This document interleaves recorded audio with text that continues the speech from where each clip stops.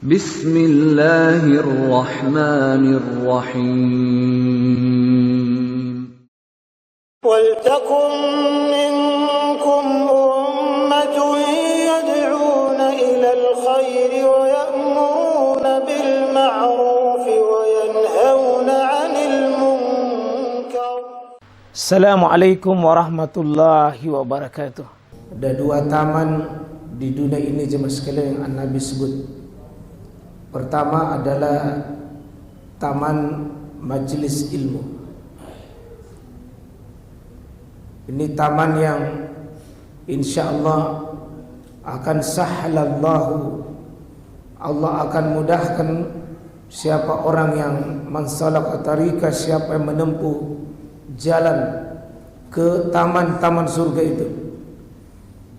Tidak ada orang yang dihinakan orang jemaah sekalian dalam barisan pencari ilmu selama ilmunya itu mencari mardatillah. Kalau dia sungguh-sungguh berhias dengan ilmu yang dibangun dengan keimanan dan amal soleh, ilmunya betul-betul menyinari hidupnya, ilmunya menjadi nuran, menjadi cahaya dalam kegelapan, maka alhamdulillah tidak ada orang yang hina hidupnya sekalian. Karena itu jaminannya Nabi sallallahu alaihi wasallam. Yang kedua, taman yang kedua adalah taman dari Riyadul Jannah, yakni roda yang ada di Madinah.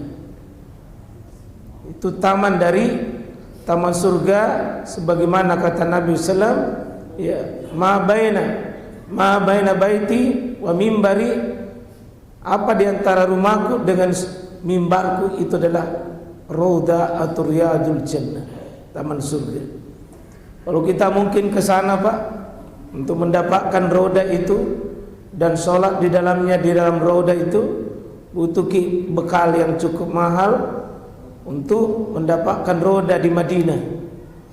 Ya, butuh waktu, butuh tenaga. Maka kita bersama-sama mendapatkan roda insyaallah di majelis-majelis ilmu.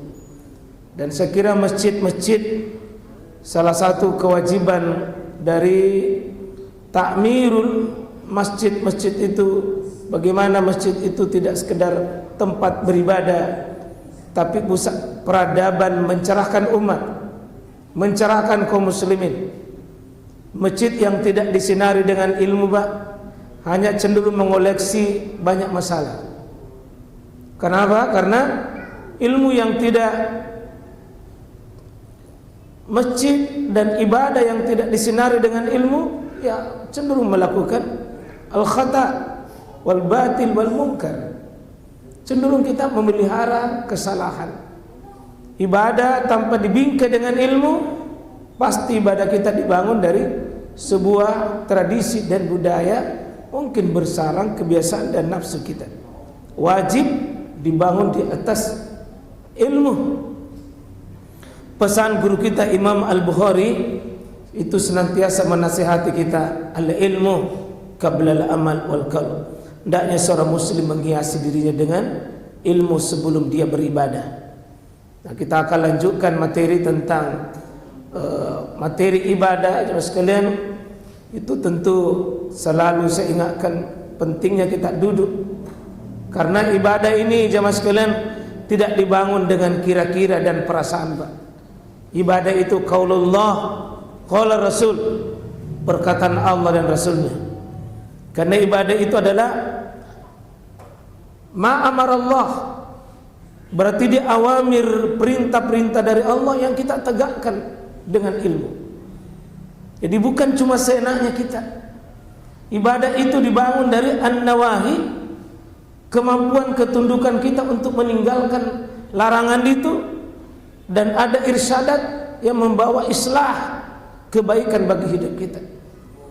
Bayangkan ya sekalian, kalau orang rajin beribadah, sibuk beribadah, tapi tidak dibangun di atas ilmu Pak, rapuh akidah, rapuh ibadahnya itu, dan dia tidak bisa memberi banyak maslahat dalam hidupnya, yang oleh Allah sebutkan itu di dalam surah Al-Fatihah. Sering kita minta ghairil maghdubi alaihim waladdallin.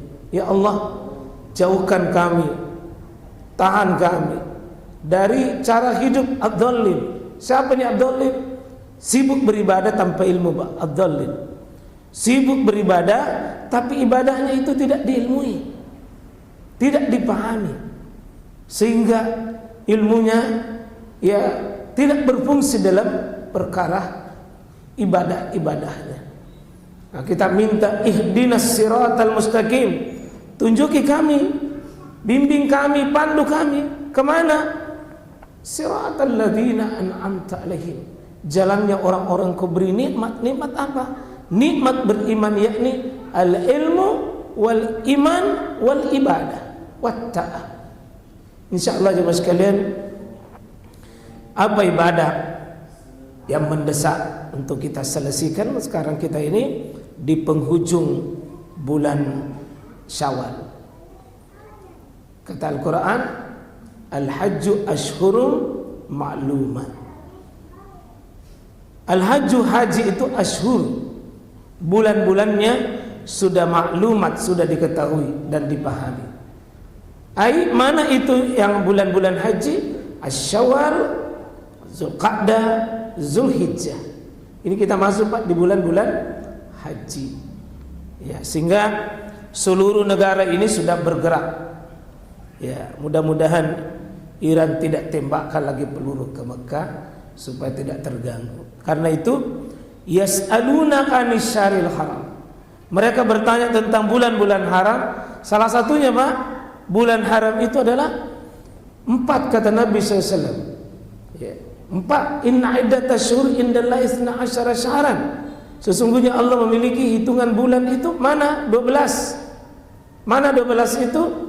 Ya, mulai dari Al-Muharram sampai Zulhijjah, arba'atun hurum. 4 di antara 12 itu kelompoknya bulan-bulan hurum, bulan-bulan dihormati Pak. Bulan-bulan dihormati dalam konteks tidak boleh mengadakan permusuhan, termasuk peperangan di dalamnya. Mana itu? Kata Nabi, salah satu mutawaliyat, 3 yang berturut-turut, yakni Zulqa'dah, Zulhijjah, Al-Muharram. Di besok ini sebagai awal Zulqa'dah, Zulhijjah, Al-Muharram. 3 ini sebut bulan-bulan haram mutawaliyah, berturut-turut. Tambah nanti di tengah-tengah yakni bulan Rajab, bulan Rajab. 4 itu. Jadi kita sudah masuk ini 1 bulan haji, yang kedua bulan haram. 4 bulan haram Pak. Dan apa yang bagus dilakukan di bulan haram? Termasuk Zulqa'dah, Zulhijjah, Al-Muharram dan Rajab sama itu. Yakni apa? Memperbanyak fa'aksiru siyam fihinna, perbanyak puasa sunnah Pak di bulan-bulan ini.